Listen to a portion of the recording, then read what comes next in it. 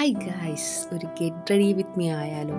അങ്ങനെ ഞാൻ കുളിച്ച് റെഡിയായി. ഒരു ഓഫ് വൈറ്റ് സ്വീക്കൻസ് ഉള്ള ഒരു തെച്ച് ചുരിദാർ ഇട്ടു.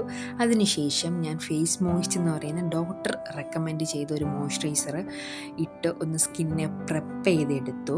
ഞാൻ അധികം അങ്ങനെ മേക്കപ്പ് പ്രോഡക്റ്റ്സ് ഒന്നും യൂസ് ചെയ്യുന്ന ഒരു പേഴ്സൺ അല്ല. അത് കഴിഞ്ഞിട്ട് ഞാൻ ഡെർമാക്കോയുടെ സൺസ്ക്രീൻ യൂസ് ചെയ്തു. ഞാനതാണ് വർഷങ്ങളായിട്ട് യൂസ് ചെയ്യുന്ന ഒരു സൺസ്ക്രീൻ. പിന്നെ പൗഡർ, അതൊരു മസ്റ്റ് ഹാവ് ആണ് എന്നെ സംബന്ധിച്ചിടത്തോളം. അത് കുറച്ചൊന്ന് തട്ടിയിട്ട് ഞാനങ്ങ് ജസ്റ്റ് ഒന്ന് ഇടും, ആ ഒരു ഓയിലി സ്കിൻ മാറാൻ വേണ്ടിയിട്ട്. അതിനുശേഷം ഞാനൊരു മാല ഇട്ടു, ഒരു ഫാൻസി മാല ഇട്ടു. മീഷോയിൽ നിന്ന് വാങ്ങിയൊരു മാലയാണത്. പിന്നെ കമ്മലും ഇതുപോലെ ഫ്ലിപ്കാർട്ടിൽ നിന്ന് അങ്ങോട്ട് ഞാൻ വാങ്ങിച്ചൊരു അടിപൊളി ഒരു കമ്മലാണ്. എനിക്ക് ഭയങ്കര ഇഷ്ടമാണ് ഈ ഒരു കമ്മൽ. ഈ ഡ്രസ്സിൻ്റെ കൂടെ എനിക്ക് കമ്മൽ ഭയങ്കര ഇഷ്ടമാണ്. ഇങ്ങനെ കമ്മലിട്ടിട്ട് ഇങ്ങനെ ഒന്ന് ആക്കുന്നത് എൻ്റെ ഒരു ഇതാണ്.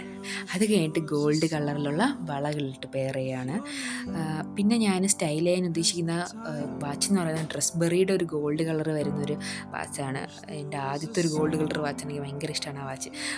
ആ വാച്ച് ഇതുപോലെ ഡ്രസ്സിൻ്റെ കൂടെ നന്നായിട്ട് സ്റ്റൈൽ ചെയ്ത് പോകുന്നതാണ്. അത് കഴിഞ്ഞിട്ട് ഞാൻ ഐലൈനർ വരച്ചു. ഇതെല്ലാം കഴിഞ്ഞിട്ട് ഞാൻ ഐലൈനർ വരയ്ക്കാറുള്ളൂ. താഴെ അങ്ങനെ കരി വരയ്ക്കാറില്ല.